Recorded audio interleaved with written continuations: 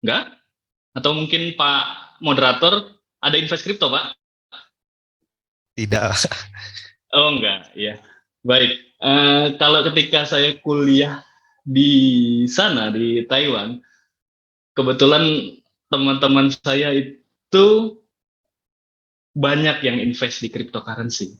Dan kebanyakan dari mereka investnya sudah lama. Sudah dari dulu. Jadi keuntungannya itu sudah sangat banyak. Dan ya kalau dulu mungkin belinya cuma jutaan, sekarang sudah ratusan juta uang mereka. Kasarnya seperti itu.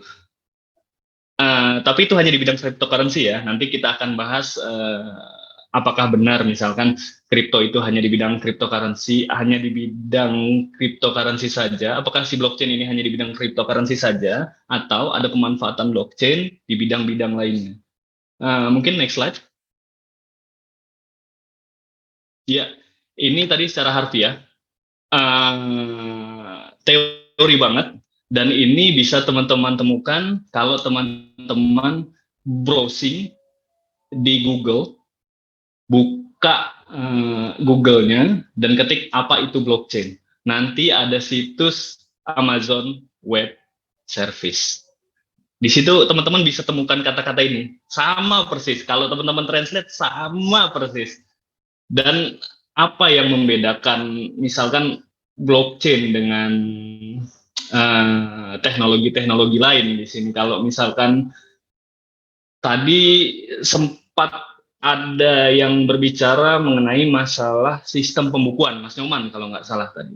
Benar, kalau blockchain itu sistem pembukuan, terkait sistem pembukuan. Dan bedanya blockchain dengan yang lain itu, ketika sekali ditulis, kalau di blockchain, nggak bisa dirubah tanpa adanya konsensus.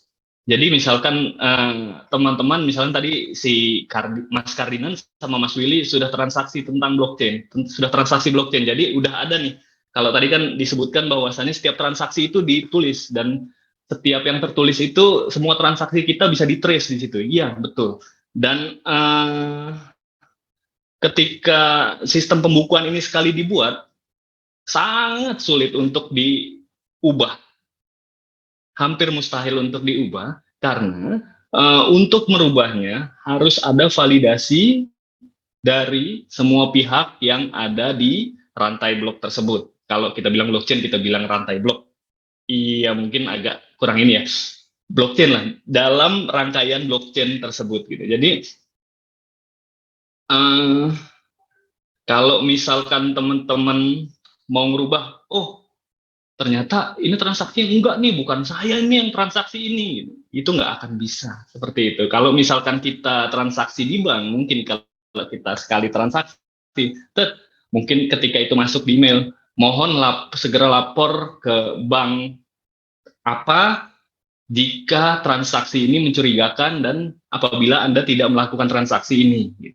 Kalau di bank seperti itu, tapi kalau di blockchain, kalian tidak akan bisa melakukan transaksi ketika tidak ada validasi dari kedua belah pihak, ketika tidak ada persetujuan dari kedua belah pihak. Artinya kalau tadi Mas Kardinan oke, Mas Willy oke, itu baru bisa terjadi transaksi. Dan sekali terjadi transaksi, semuanya tertulis di blok-blok yang kalau tadi gambar tadi dijelaskan, tadi ada beberapa blok, semuanya tertulis di blok itu. Jadi ada semacam laporan di semua blok, hey ternyata si Mas Willy sudah jual kriptonya Mas Kardinan, katakanlah Bitcoin. Mas Willy telah menjual Bitcoin ke si Mas Kardinan senilai sekian Bitcoin dan harganya sekian. Itu sudah tertulis semuanya.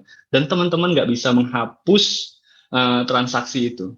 Gitu. Jadi uh, kalau mungkin ada teman-teman nanti yang bisa mendengar dan bisa pernah mendengar kalau transaksi di blockchain itu lebih aman. Apa benar seperti itu? Transaksi di blockchain lebih aman? Mungkin untuk yang ini, apakah benar transaksi di blockchain lebih aman? Kalau tadi kan si Mas Kardinan, Mas Willy menyebutkan terkait cryptocurrency. Mungkin saya minta pendapat teman-teman semuanya. Apakah benar si blockchain ini tidak security-nya sangat aman dan tidak bisa dihack atau tidak bisa dibobol, atau ya katakanlah security-nya high security dan sangat aman untuk transaksi, jadi kita pilih ini. Gitu. Mungkin saya mengundang kembali satu atau dua peserta. Saya minta tolong, apa benar blockchain itu aman? Mungkin bisa dikasih contohnya. Kalau misalkan aman, kenapa? Kalau tidak aman, kenapa? Silakan.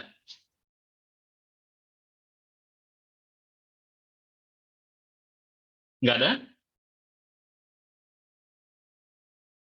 Ah, Mas Paulus, silakan.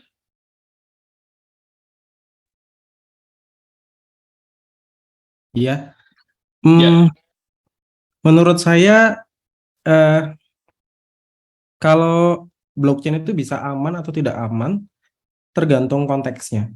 Karena dia terdesentralisasi, berarti tidak ada satu pihak tertentu yang bisa memvalidasi suatu transaksi.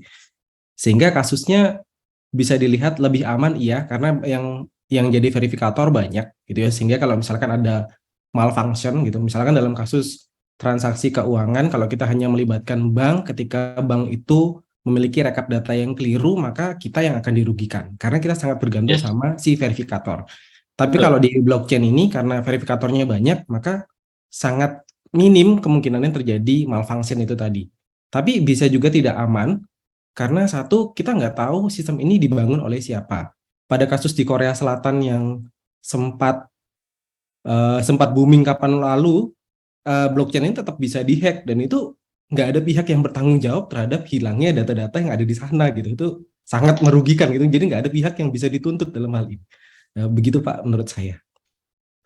Baik, terima kasih Mas Paulus. Mas Paulus nanti mungkin bisa di-chat nomor HP-nya ke saya, private aja.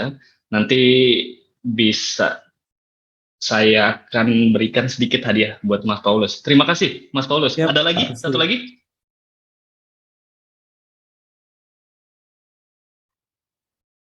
Nggak ada? Yes. Kalau nggak ada, benar sekali tadi yang diungkapkan oleh Mas Paulus, mungkin bisa aman karena verifikatornya banyak. Ketika kita berbicara masalah verifikatornya banyak, oh iya nih, pasti aman karena transaksinya eh, tidak bisa diproses karena kalau tidak ada validasi dari para verifikator, kalau tidak ada persetujuan dari para verifikator. Betul, Mas Paulus, kalau dari sisi situnya aman. Tapi kembali lagi, kalau kita mungkin pernah dengar istilah kejahatan lebih maju satu langkah daripada kebaikan, katakanlah seperti itu ya. Itu juga benar. Tadi seperti yang tadi Mas Paulus bilang, kita nggak tahu siapa yang membangun sistem blockchain ini. Dan ketika kita nggak tahu siapa yang membangun sistem blockchain ini, kita juga nggak tahu kapan misalkan sistem ini bisa dihack atau gimana, atau ada celah atau gimana gitu. Seperti tadi Mas Paulus cerita, eh, ada kasus pembobolan kripto ya di Korea Selatan. Betul, itu salah satu contohnya. Mungkin banyak sekali contoh-contoh pembobolan kripto, hilangnya kripto di walletnya si para pengguna blockchain ini. Betul, terima kasih Mas Paulus. Mungkin bisa next slide. Ya, di sini kenapa blockchain itu penting? Ada dampak positifnya, ada dampak negatifnya. Kalau tadi dibilang sama teman-teman sebelumnya, ada istilah pembukuan. Dan sekali ditulis, buku itu tidak dapat diubah. Karena buku data dalam buku itu ya, artinya ketika kita sudah melakukan transaksi, transaksi sudah tercatat, sistem pertukaran informasi sudah tercatat, itu sangat sulit untuk dirubah. Makanya kalau kita lihat di monitor sebelah kiri, mungkin ada kata immutability, itu artinya teman-teman sekali melakukan transaksi tidak bisa dimodifikasi atau bahkan di-delete dari sistem pembukuan itu sendiri. Lalu kenapa ya itu penting? Yang kedua, transparan. Kenapa transparan?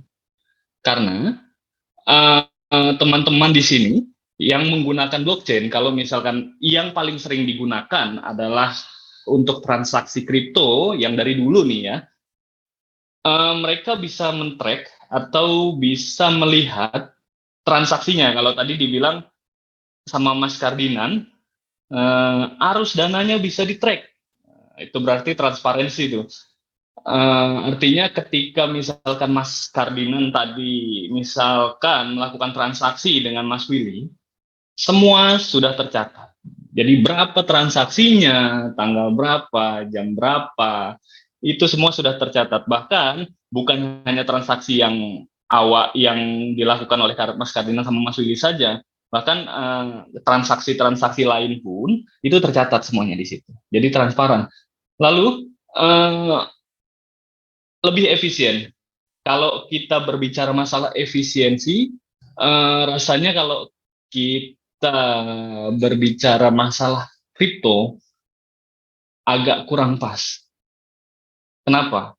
Karena kalau misalkan kita berbicara masalah efisiensi, katakanlah iya, secara waktu lebih efisien karena mungkin transaksinya kita nggak harus datang ke bank untuk transaksi dalam jumlah nilai banyak, kita hanya perlu transaksi antara kedua belah pihak.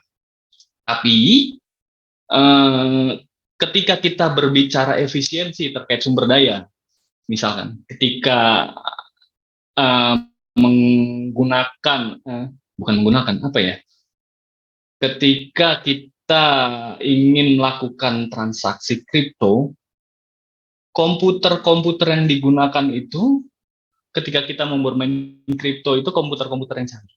Jadi kalau misalkan mungkin teman-teman hanya mendownload, kalau di Indonesia tuh ada namanya aplikasi Pintu untuk invest kripto. Betul. Ada aplikasi Pintu untuk invest kripto, di mana aplikasi itu memungkinkan teman-teman untuk investasi, gampang pakai HP aja. Tapi server-servernya dan miner-minernya tetap mereka perlu komputer-komputer dengan spek yang canggih. Mungkin 10 kali atau entah mungkin teman-teman di Fakultas Ilmu Komputer di UB ya yang lebih paham ini. Mereka memerlukan komputer-komputer yang lebih canggih. Dan setiap komputer yang lebih canggih pasti akan memakan daya yang lebih banyak. Jadi kalau berbicara masalah efisiensi nanti mungkin bisa blockchain untuk hal yang lain gitu misalkan nanti kalau ada ya. Terus ketika kita berbicara tadi pembukuan, karena transparan jadi mudah untuk tracknya, traceability di sini kita mudah men-tracknya. Setiap transaksi-transaksi kita bisa melihat dengan jelas dan dengan gamblang di situ, jadi tidak ada, ibaratnya tidak ada dusta di antara kita ya kalau di sini. Lalu berbicara masalah keamanan, yes betul tadi Mas Paulus telah mengungkapkan, karena terdesentralisasi jadi lebih aman, dan karena validatornya banyak, verifikatornya banyak, jadi lebih aman. Yes betul. Tapi ketika kita berbicara masalah keamanan, apakah betul seaman itu, gitu kan? Apakah betul seaman itu? Belum tentu. Nah, kita lihat sisi kerugiannya. Slower proses. Kalau misalkan teman-teman banyak yang memanfaatkan ini, katakanlah bermain kripto di aplikasi Pintu. Ketika misalkan teman-teman bertransaksi kripto, saking banyaknya teman-teman di transaksi kripto di aplikasi Pintu itu, prosesnya akan memakan waktu lebih lama karena semakin banyak orang yang mengakses ya pastilah itu udah ilmunya komputer tuh kalau kayak gitu, semakin banyak diakses semakin lemot lah tuh si server, kasarnya seperti itu, dan menggunakan energi yang cukup banyak. Makanya ketika kita bicara masalah efisiensi tentu berbicara masalah waktu, dan ketika kita berbicara masalah efisiensi energi ternyata enggak, karena ketika kita berbicara masalah kripto membutuhkan high tech, dan setiap high tech itu memakan konsumsi energi yang lebih banyak. Lalu high cost, ada high cost di sini juga. High cost itu apa sih? High cost itu mungkin kalau di Indonesia ini sendiri, blockchain itu merupakan sesuatu hal yang baru.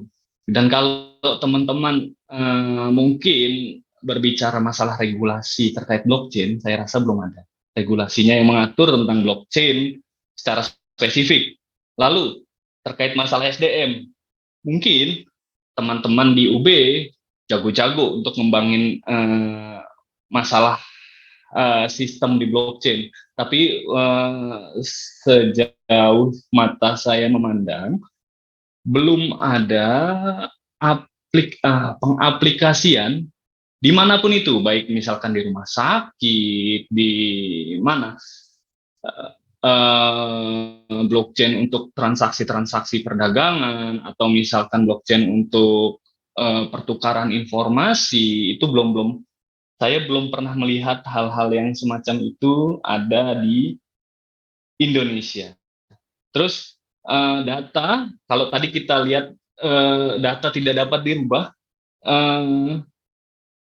ketika kita berbicara masalah data tidak dapat dirubah, ternyata ada dua sisi. Yang pertama mungkin itu bisa menguntungkan bagi kita, dan yang kedua mungkin ketika tidak dapat dirubah, ya berarti kalau misalkan kita ada kesalahan transaksi atau apa, itu sangat sulit untuk merubahnya. Makanya untung ruginya akan sangat terlihat. Dan yang pasti teknologi ini belum sangat matang. Artinya teknologi blockchain ini masih berkembang dari waktu ke waktu. Kalau untuk cryptocurrency sendiri, mungkin kalau teman-teman tertarik dengan kripto dan baca beritanya, mungkin beberapa kripto sudah mulai bangkrut. Kalau yang misalkan tadinya harganya tinggi, kripto untuk keuangan itu harganya, blockchain untuk keuangan itu harganya tinggi, mungkin kayak cryptocurrency itu Bitcoin, kalau Bitcoin masih tinggi. Tapi kalau misalkan kripto-kripto yang lain, mungkin sudah mulai hilang dari pasaran. Dan ketika misalkan sudah mulai hilang dari pasaran, apakah nasabah-nasabah yang memiliki kripto itu uangnya bisa kembali? Ternyata enggak. Berarti kalau dibilang aman, ya nggak aman juga. Ternyata teman-teman ketika invest di kripto itu, ketika misalkan teman-teman invest, saya invest nih sekian, bukan blockchain katakanlah yang bukan blockchain, bukan Bitcoin katakanlah yang lain. Dan ketika misalkan mereka bangkrut, sudah uang teman-teman hilang dan nggak ada yang bisa mengembalikan uang teman-teman, dan nggak ada yang bisa menjamin uang teman-teman bisa kembali. Makanya kalau kita berbicara masalah security, yes, benar, secure. Kalau untuk datanya mungkin bisa divalidasi, validatornya banyak mungkin. Tapi ketika teman-teman nyimpan uang untuk investasi, kalau untuk di blockchain harap dipikirkan, kalau untuk di cryptocurrency harap dipikirkan kembali, karena ada untung ruginya itu.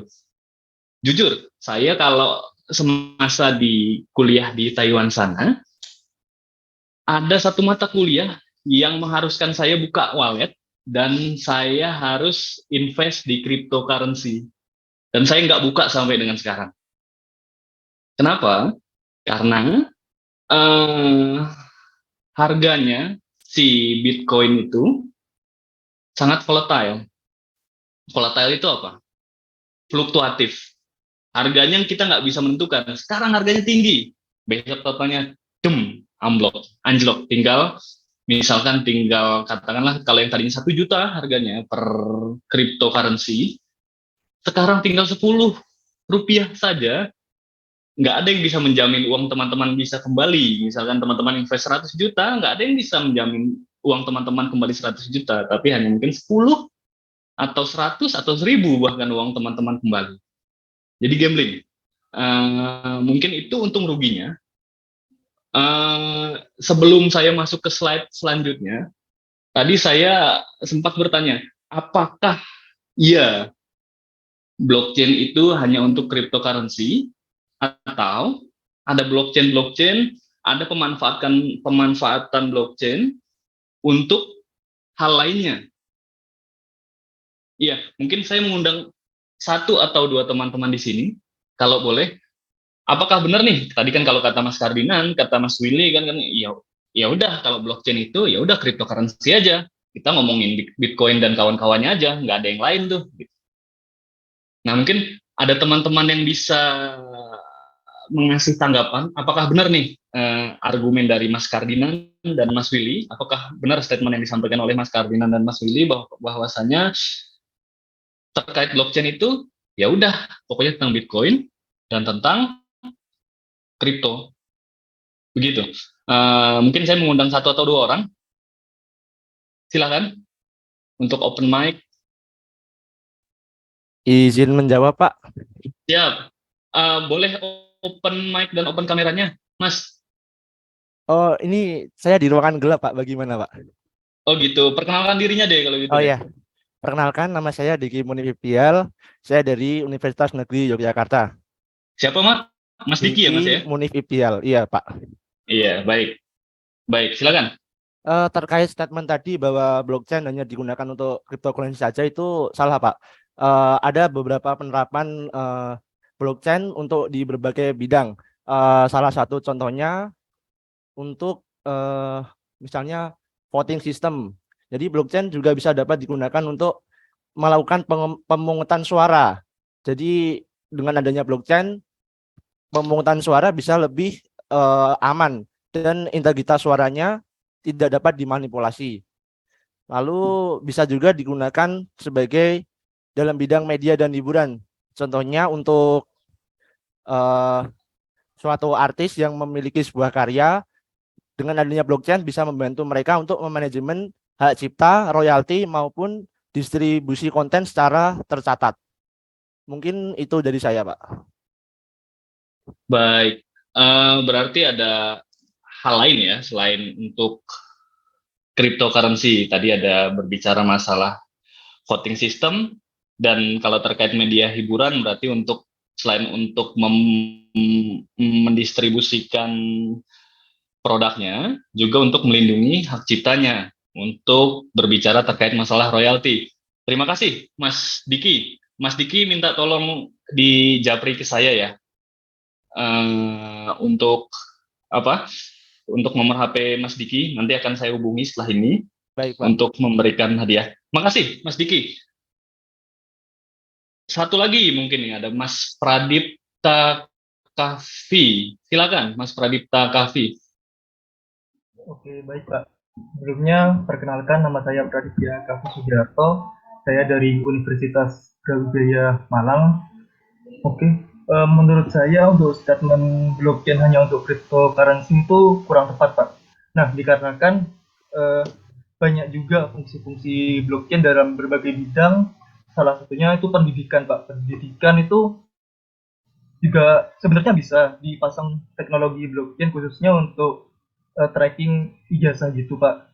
Nah, terus pada saat ini kan saya sedang melakukan internship di Telkom. Di Telkom juga itu sedang mengembangkan teknologi blockchain traceability gitu, Pak.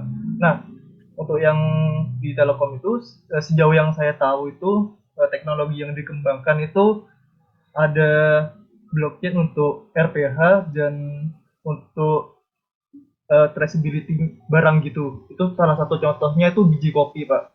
Nah, untuk yang RPH itu sendiri, untuk validatornya itu bisa dari Kementan dan juga dari dokter hewan gitu, Pak. Sejauh yang saya tahu. Mungkin itu sih, Pak. Terima kasih. Baik. Terima kasih, Mas Pradipta. Betul, ada blockchain untuk pendidikan, tadi ada blockchain untuk agriculture malah ya, dan ada blockchain ya agriculture tadi kalau bicara masalah RPH berarti rumah pemotongan hewan ya kalau nggak salah ya, untuk traceability barang. Betul, ada blockchain untuk hal itu. Tadi saya lihat ada satu lagi yang raise hand, mahasiswa khusus dari Taiwan nampaknya, dan ini merupakan salah satu dosen Universitas Brawijaya kalau yang saya tahu. Silakan Mas Angger.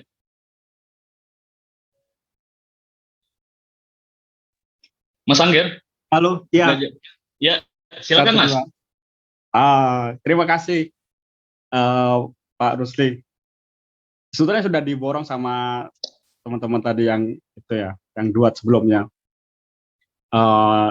Mungkin tambahan aja dari saya, yang yang saya lakukan ini ya di dalam IoT ya, untuk fasilitas interaksi dalam pertukaran atau pengiriman data di perangkat IoT secara aman dan yang diinginkan juga otomatisasi. Itu secara singkat itu. Sebenarnya udah diborong semua sama adik-adik yang lainnya. Baik, terima kasih Mas Angger. Tadi Perlu berarti ada japri Mas nomor Angger. teleponnya, Pak. Mudah-mudahan saya dapat sesuatu ini. Iya, boleh dijapri ke saya Mas ya. Nanti Terima kalau kasih Mas Pak Angger ini Rusli. langsung khusus byline aja Mas ya. Baik, terima kasih Mas Angger, Mas Pradipta, Mas Diki, nanti mungkin bisa dijapri ke saya by chat. Iya, betul. Ada hal lain kalau kita berbicara terkait masalah blockchain. Tadi Mas Diki menyampaikan bisa buat voting system, bisa buat media hiburan, Mas Pradipta mengungkapkan bisa buat pendidikan, bisa membantu buat agriculture, buat rumah pemotongan hewan untuk mencek distribusi barangnya. Dan Mas Angger ada penelitian terkait untuk memfasilitasi pertukaran data dan otomatisasi secara aman di IoT, gitu ya Mas Angger ya? Baik, terima kasih. Mungkin bisa di next slide. Ya, sedikit. Mungkin ini, kalau tadi Mas Angger mengungkapkan pertukaran data dengan aman di IoT, betul. Tapi mungkin bisa nggak hanya buat IoT saja, kalau ketika kita berbicara masalah IoT, Internet of Things, jadi semua berbicara dan semua pertukaran informasi terjadi dengan fasilitas internet. Ya, betul. Dan tadi sudah disebutkan sama Mas Pradipta, ternyata bisa buat traceability barang. Betul. Karena ketika kita berbicara masalah traceability, itu akan sangat sulit ketika misalkan kita mau mencek, kalau misalkan sekarang mungkin sudah ini ya, sudah enak kalau kita misalkan mau mengecek barang kita sudah sampai mana. Itu mungkin yang dilakukan di dunia logistik untuk mengecek dan mentrace barang-barang kita. Kalau di hal finance, tentu saja nanti ada dua. Tadi ada blockchain, apakah bank menerapkan juga, nanti kita lihat. Dan ada dari sisi kesehatan juga. Apakah berhenti di sisi kesehatan? Enggak, ternyata ada retail dan government juga bisa memanfaatkan. Kalau tadi Mas Diki mengungkapkan blockchain itu bisa untuk government. Yes, betul. Untuk voting system.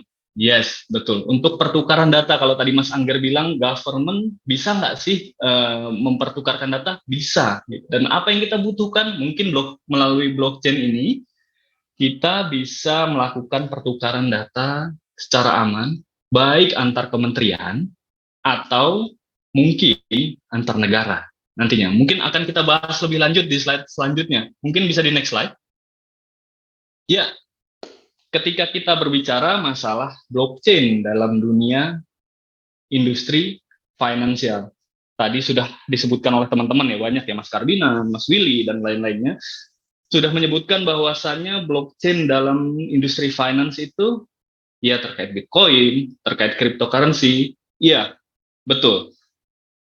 Itu semua 100% betul. Tapi ketika kita berbicara masalah investasi di bidang cryptocurrency, teman-teman, iya kalau sampai dengan sejauh ini belum berinvestasi di bidang kripto, ada baiknya mempelajari dulu untung ruginya. Dan kalau buat teman-teman yang kebanyakan uang, mungkin ada teman-teman kayak Mas Angger ini termasuk milioner di Taiwan.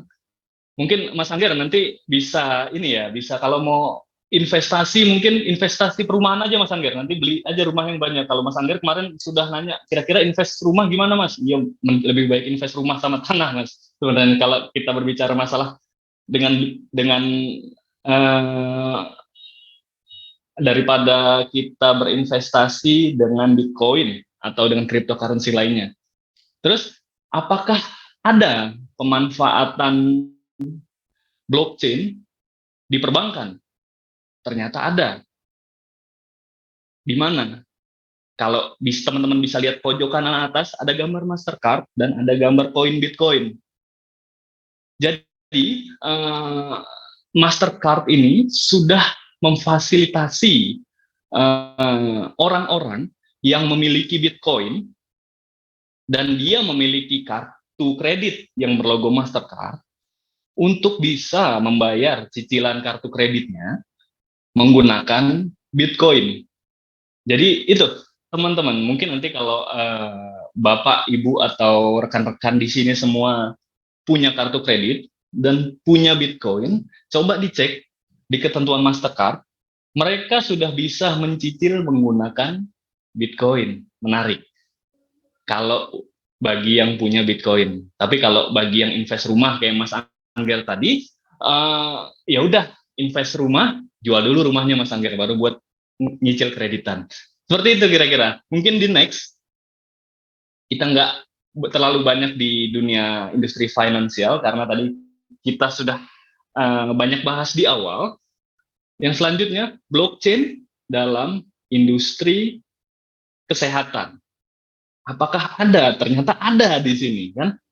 Kalau teman-teman lihat di sini, di slide ini, bingung pasti teman-teman. Nggak usah bingung, ini cuma cara kerjanya si blockchain aja. Seperti apa sih cara kerjanya si blockchain ini, dan untuk apa sebenarnya? Apakah benar nih si industri kesehatan butuh? Ternyata, kalau kita lihat gini aja, membayangkannya, yang mudah adalah ketika misalkan teman-teman pernah mengalami mungkin mengantar orang tua atau keluarganya atau teman-temannya atau pacarnya atau mantannya ke rumah sakit. Katakanlah beliau sakit keras, dan ketika beliau sakit keras, beliau harus ke rumah sakit, dan ketika di rumah sakit ternyata setelah diperiksa di UGD dan setelah lama prosesnya 1 atau 2 hari dia di UGD itu, ternyata fasilitas di rumah sakit itu nggak lengkap dan dia harus dirujuk ke rumah sakit lain. Nah, untuk pertukaran datanya selama ini, kalau di Indonesia yang sering kejadian adalah teman-teman harus meminta data medisnya, rekam medisnya keluarga teman-teman dulu ke pihak rumah sakit yang satu sebelum bisa dirujuk ke rumah sakit yang selanjutnya. Jadi teman-teman harus bawa dulu nih datanya harus dibawa dulu fisik ke rumah sakit yang dari rumah sakit yang satu, dari dokter yang satu, dikasih ke dokter yang satunya. Nanti dokter yang satunya melihat datanya, dan kalau misalkan oke, dia akan confirm lagi ke rumah sakit. Oke, kamu bisa pindahkan keluargamu kemari. Dan itu akan memakan waktu yang cukup lama dan agak repot. Kalau misalkan rumah sakitnya ada di situ, kalau misalkan rumah sakitnya berbeda provinsi, dan ini kejadian di keluarga saya kebetulan kemarin, itu akan sangat sulit. Ketika misalkan satunya rumah sakitnya di Jawa, dikatakanlah salah satunya di Magelang, katakanlah, dan satunya itu adanya rumah sakit di Jakarta. Dan ketika misalkan datanya kurang, kita harus kembali lagi ke Magelang untuk melengkapi datanya dulu, baru kemudian bisa diproses di rumah sakit Jakarta. Itu. Jadi ada kesulitan-kesulitan ini. Dan apakah blockchain bisa memberikan solusi? Ya tentu saja bisa. Kalau dengan misalkan tadi Mas Angger menyampaikan bahwasanya bisa buat pertukaran data dan informasi secara aman. Betul. Bisa banget. Dan ketika misalkan itu semua bisa terjadi dan bisa diterapkan, itu nggak hanya bisa menguntungkan antar rumah sakit saja. Karena kalau kita berbicara masalah data kesehatan, data di kesehatan kan data terkait ini pasien ya. Data terkait pasien berarti semua riwayat penyakit pasien itu akan sangat bermanfaat, bukan hanya buat diagnosa saja, bukan hanya untuk memberikan obat saja, itu udah pasti. Tapi bagi pihak lain, kayak misalkan bagi para universitas, bagi para peneliti lainnya, mungkin mereka, terutama universitas-universitas di bidang kesehatan ya, mereka bisa juga berdasarkan data-data yang telah dikumpulkan di blok-blok itu dengan seizin dari para verifikator, mereka bisa menggunakan data-data tersebut untuk kemudian mengembangkan obat atau misalkan ada penemuan mereka, penemuan terbaru mereka, misalkan alat ini bisa menyembuhkan patah tulang. Kalau yang misalkan sebelumnya mungkin kalau patah tulang itu kita harus operasi, kalau pakai alat ini kita nggak harus operasi, kita cukup kita lihat aja patahnya di mana, kita tarik, terus kita olesin produk kita, itu bisa langsung nyambung, kayak gitu kira-kira. Itu hanya gambaran aja ya, dan bukan kenyataan. Jadi dapat mempermudah para researcher nggak hanya di luar aja, tapi di universitas juga kalau misalkan mungkin terutama di luar negeri itu mereka ada kumpulan para peneliti yang meneliti terkait inovasi-inovasi baru untuk membantu kesehatan dan atau misalkan membantu menyembuhkan penyakit secara lebih baik, secara lebih cepat, secara lebih efektif dan secara lebih efisien. Itu gunanya buat researcher dan para universitas dan akan sangat berguna juga buat para perusahaan asuransi. Kenapa? Kalau misalkan kita berbicara asuransi sekarang, banyak ketika misalkan teman-teman sudah daftar asuransi, klaimnya susah. Dengan pemanfaatan blockchain, kita hanya dengan di blockchain dan di dalam blockchain ini terhubung semua nih. Rumah sakit terhubung, universitas terhubung, government terhubung, perusahaan asuransi terhubung, researcher terhubung. Mereka hanya butuh validasi dan verifikasi dari masing-masing pihak untuk bisa mengakses data dan pihak asuransi bisa mengetahui dengan tepat, oh ternyata benar si A pada tanggal sekian dia telah datang ke rumah sakit dan dirawat selama sekian hari, berarti saya harus mengeluarkan uang sebanyak ini, saya akan keluarkan dan proses reimbursement-nya akan lebih cepat ketika hal seperti itu terjadi dan tidak mesti dan tidak harus ada curiga di antara kita karena perusahaan asuransi ini oke lah, udah datanya udah terverifikasi di rumah sakit, kita udah nggak ada curiga lagi apakah benar nih misalkan jangan-jangan klaimnya cuma klaim bohong-bohongan doang gitu kan.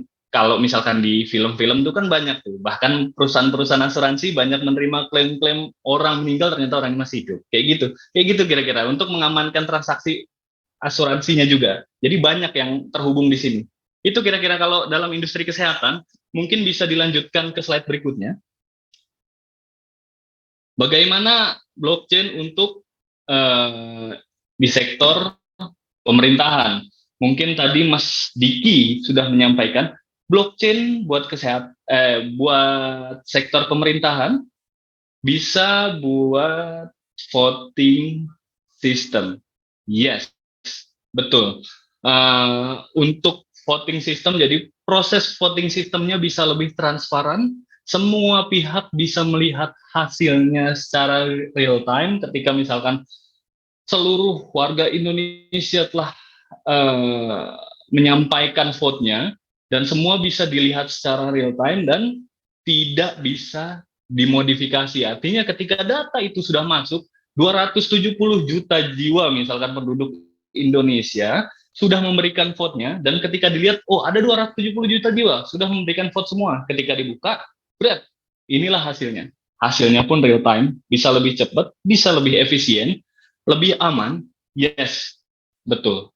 Seperti itu kira-kira kalau tadi dicontohkan sama teman-teman.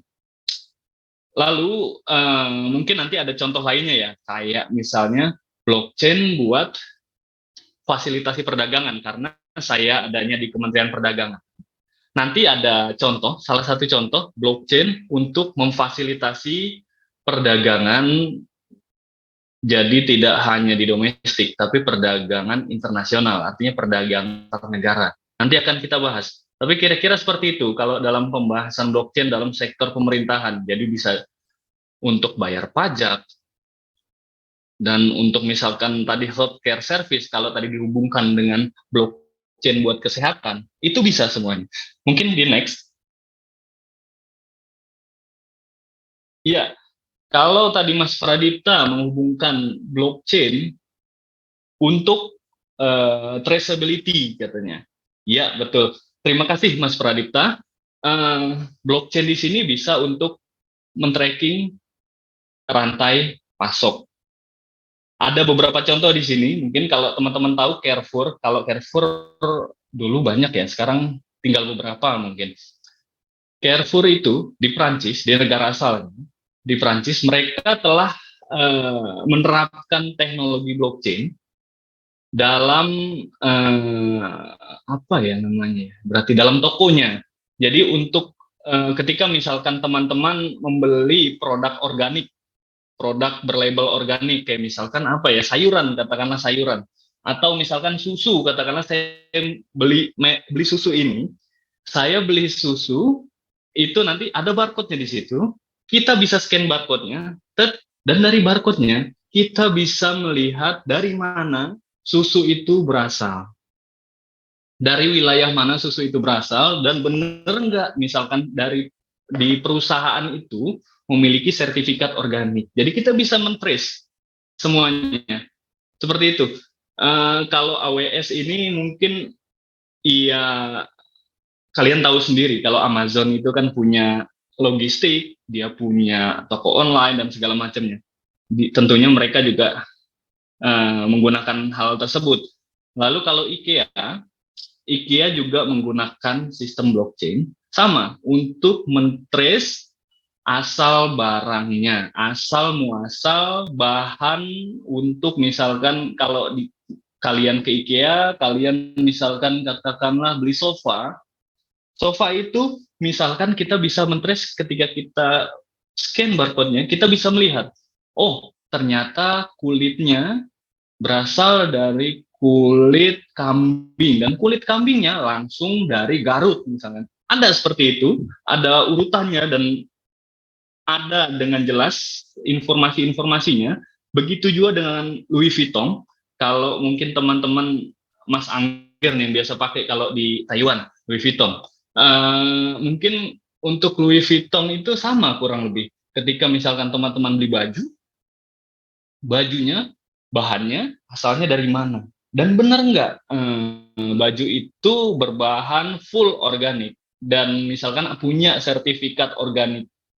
Seperti itu kira-kira kalau dalam rantai pasok. Jadi untuk men-trace asal muasal barang.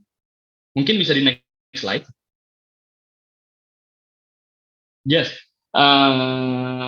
Ini smart contract. Kalau tadi ini pemanfaatan lain dari blockchain. Jadi selain untuk yang tadi telah disebutkan, ternyata blockchain bisa dimanfaatkan untuk smart contract. Artinya apa sih smart contract? Smart contract itu kan kalau kita artikan letter luck berarti kontrak pintar. Jadi dengan adanya blockchain ini, proses jual beli, misalkan katakanlah kalau saya tulis di sini jual beli properti. Ketika misalkan awalnya kita jual beli properti itu kan susah. Kita harus katakanlah kalau kita jual beli properti antara si A dengan si B, kita harus datang nih ke si B dan melalui perantara si notaris. Dan untuk mencatatnya diperlukan notaris dan segala prosesnya sampai dengan jadi akta jual beli, kita bayar pajak apa dan segala macamnya itu kan kita perlu jalan segitu banyak dan dengan proses yang cukup rumit. Dan saya selama ini kalau misalkan jual beli properti itu belum pernah melakukannya secara sendiri, karena kalau kita melakukannya secara sendiri ya mohon maaf prosesnya akan makin lama, kecuali kalau teman-teman mungkin punya orang dalam. Kurang lebihnya seperti itu. Kalau dengan blockchain, semua proses menggunakan sistem blockchain hanya ada kedua belah pihak, misalkan antara si penjual dengan si pembeli, nanti ada misalkan dari government, ada dari pihak pemerintahan yang bagian pertanahan, dan ada bagian misalkan yang mengurusi akta jual beli, nantinya ada notaris di situ, semua terhubung dalam satu rantai blok. Ketika dia proses sekali jual beli, tetap semua proses berjalan sebagaimana mestinya dan dengan waktu yang lebih cepat dan singkat. Lalu kalau misalnya untuk rekrutmen pegawai, apa bisa? Sangat bisa. Mungkin kalau hal ini nggak perlu kita jelaskan lebih detail karena teman-teman di sini mahasiswa dan iya belum paham untuk gimana sih rekrutmen pegawai. Tapi kurang lebihnya seperti ini. Rekrutmen pegawai selama ini ribet, yes, dan memakan waktu lama, betul. Memakan biaya, betul. Memakan banyak tenaga, betul. Dan dengan adanya smart contract ini, semua bisa lebih mudah, semua bisa lebih cepat, dan semua orang bisa percaya. Dan yang penting kalau kita berbicara masalah tadinya, jual beli properti dan rekrutmen pegawai ini dilakukan semuanya dengan kertas. Dengan adanya smart contract ini, dengan teknologi blockchain, semua dilakukan secara digital. Kalau tadi dibilang, semua data dilakukan, pertukaran data dilakukan secara otomatis, secara digitalisasi tadi disebutkan. Dan semua datanya bisa di-track. Jadi, oke, semuanya dilakukan secara online, secara digital, kalian tidak butuh lagi kertas. Kurang lebihnya seperti itu. Next. Nah, ini gongnya. Blockchain untuk fasilitasi perdagangan. Karena ini ada di tempat saya, maka kasarnya seperti ini. Kalau tadi blockchain sudah disebutkan untuk transaksi finansial, betul.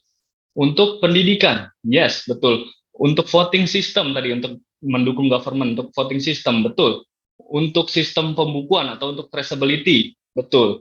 Untuk memfasilitasi pertukaran data. Nah, tadi seperti yang telah dimention oleh Mas Angger, IoT untuk memfasilitasi interaksi, pertukaran data dan otomatisasi. Mungkin nanti saya butuh ini, Mas Angger. Nanti saya butuh insight dari Mas Angger karena saat ini Indonesia, kebetulan kalau teman-teman tahu dan mengikuti perkembangannya, Indonesia itu mengikuti perundingan ASEAN dan sekarang ketuan rumahan 2023. Mungkin kalau teman-teman udah familiar tuh. Kalau tahun lalu G20, kita melihat logo G20 di mana-mana di Indonesia. Kalau tahun ini ASEAN. Jadi kita bisa melihat di mana-mana itu ada logo ASEAN. Saat ini kita sedang keketuaan ASEAN dan pihak Jepang menawarkan dalam wadah ASEAN itu, jadi ada kerjasama ASEAN-Jepang, dan kebetulan menawarkan secara intersesi juga, jadi secara bukan dalam pertemuan resmi, tapi setelah pertemuan resmi, mereka menawarkan juga ke pihak Indonesia, kira-kira gimana, bersedia nggak kira-kira kalau misalkan nanti ke depannya Indonesia bisa menerapkan blockchain untuk fasilitasi perdagangan. Lebih lanjut, mereka mengungkapkan, kalau teman-teman lihat yang sebelah kanan, selama ini yang kita tahu, kalau dalam pemerintahan itu terjadinya pertukaran data antara pemerintahan A dengan pemerintahan B, katakanlah negara Indonesia dengan negara Jepang, ketika kita mau ekspor, katakanlah apa ekspor kita ke Jepang? Katakanlah ikan. Katakanlah ikan, ketika kita mau ekspor dari Indonesia ke Jepang, itu hanya surat keterangan asal dan beberapa dokumen-dokumen kepabeanan saja. Nah, dengan adanya